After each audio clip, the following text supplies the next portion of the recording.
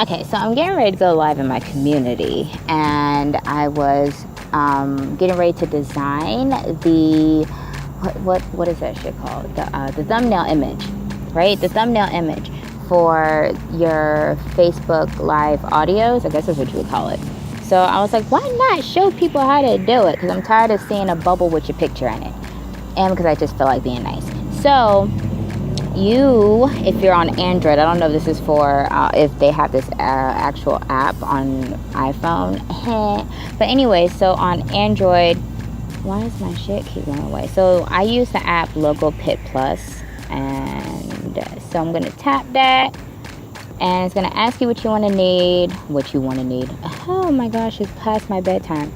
So I just choose YouTube cover, and I'm gonna need for you little Android. The first thing I'm actually going to do is I'm going to add a picture and make sure I ain't got no free nasty pictures up here. This ain't no free nasty pictures, y'all. So I'm going to choose this photo of Mojo Jojo, and I'm just going to make him big. And there's a reason why I'm choosing Mojo Jojo. Mind you, I already actually had this image on my phone. Don't ask questions, mind your business. And then I'm gonna go over here to the A+, I'm gonna add my text, and I'm gonna say, triggered by, and then I'm gonna do a space, that's not a space, gratitude, add.